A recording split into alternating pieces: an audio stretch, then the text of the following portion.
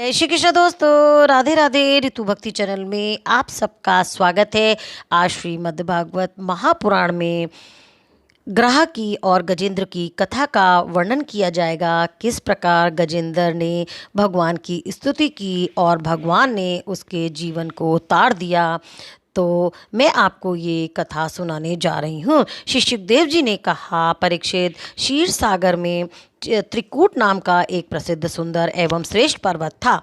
वे 10,000 योजन ऊंचा था। उसकी लंबाई चौड़ाई भी चारों ओर इतनी ही थी। उसकी चांदी, लोहे और सोने के 3 शिखरों की छटा से समुद्र, दिशाएं और आकाश जगमगाते रहते थे। और भी उसके कितने ही शिखर ऐसे थे जो रत्नों और धातुओं की रंग बिरंगी छटा दिखाते हुए सब दिशाओं को प्रकाशित कर रहे थे।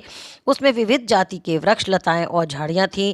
झरनों की झरझर से वे गुंजायमान होता रहता था। सब ओर से समुद्र की लहरें आकर उस पर्वत के निचले भाग से टकराती। उस समय ऐसा जान पड़ता था मानो वे पर्वतराज के पांव पखार रही हों। उस पर्वत के हरे पन्ने के पत्थरों से वहां की भूमि ऐसी सांवली हो गई थी जैसे उस पर हरी भरी दूब लगी हो। उसकी कंदराओं में सिद्ध, चारण, गंधर्व, विद्याधर, नाग, किन्नर, अप्सराएं आदि विहार करने के लिए पर्याय बने ही रहते थे। पर्वतराज चित्रकूट की तराई में भगवत प्रेमी महात्मा भगवान वरुण का एक उद्यान था। उसका नाम था ऋतुमान। उसमें देवांगनाएं क्रीड़ा करती रहती थीं। उसमें सब और ऐसे दिव्य वृक्ष शोभायमान थे जो फलों और फूलों से सर्वदा लदे हुए रहते थे। उस पर्वत के घोर जंगल में बहुत सी हथनियों के साथ एक गजेंद्र निवास करता था। वे बड़े बड़े शक्तिशाली हाथियों का सरदार था। एक दिन वह उसी पर्वत पर अपनी हथनियों के साथ कांटे वाले कीचक, बांस, बैत, बड़ी बड़ी झाड़ियों और पेड़ों को रौंदता हुआ घूम रहा था। उसकी गंध मात्र से सिंह, हाथी, बांध, गेंडे आदि जंतु, नाग तथा काले गोरे शरभ और चमड़ी गाय आदि डरकर भाग जाया करते थे। और उसकी कृपा से भेड़िया, सुअर, भैंस, रीछ आदि सभी निर्भय होकर विचरते रहते थे। उसके पीछे पीछे हाथियों के छोटे छोटे बच्चे दौड़ रहे थे। बड़े बड़े हाथी और हथनियां भी उसे घेरे हुए चल रही थी। उसकी धमक से पहाड़ एक बार की कांप उठता था। उसके गंड स्थल से टपकते हुए मद का पान करने के लिए साथ साथ भौरे उड़ते जा रहे थे। मद के कारण उसके नेत्र विहल हो रहे थे। बड़े जोर से धूप थी, इसीलिए वह व्याकुल हो गया और उसे तथा उसके साथियों को प्यास सताने लगी। उस समय दूसरे ही कमल के पराग से सुवासित वायु की गंध सूंघकर वे उसी सरोवर की ओर चल पड़ा जिसकी शीतलता और सुगंध लेकर वायु आ रही थी। थोड़ी ही देर में वेग से चलकर वे सरोवर के तट पर पहुंच गया। उस सरोवर का जल अत्यंत ही निर्मल एवं अमृत के समान मधुर था।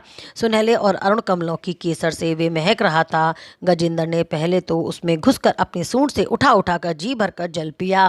फिर उस जल से स्नान करके अपनी थकान मिटाई।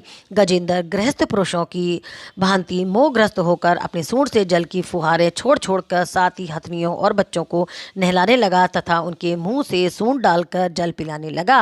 भगवान की माया से मोहित हुआ गजेंद्र उन्मत्त हो रहा था।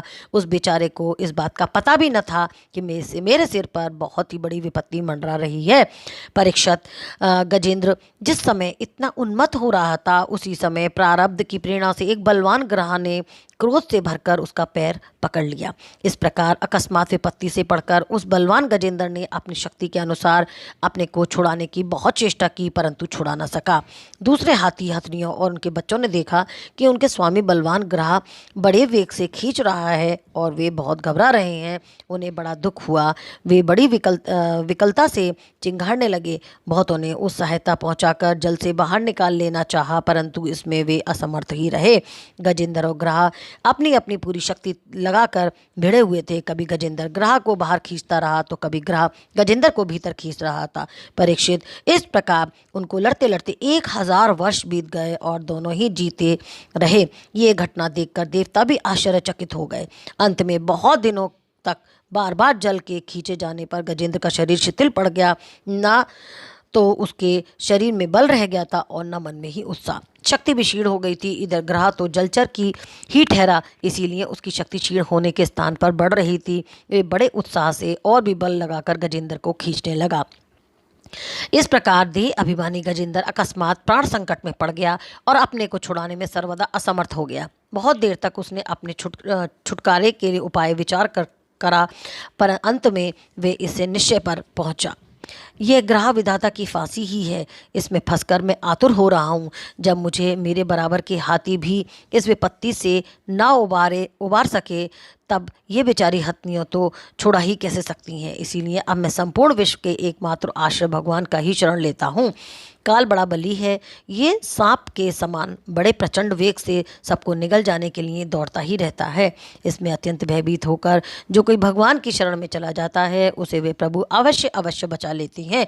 उनके भय से भीत होकर मृत्यु भी अपना काम ठीक ठीक पूरा करता है। वही प्रभु सबके आश्रय हैं। मैं उन्हीं की शरण ग्रहण करता हूँ। इति श्रीमद्भागवते महापुराणे संहितायां षष्ठम स्कंदे गजेंद्र उपाख्याने द्वितीयोध्याय संपन्न। बोल कृष्ण भगवान की जय। ओम नमो नारायण भगवते वासुदेवाय नमः।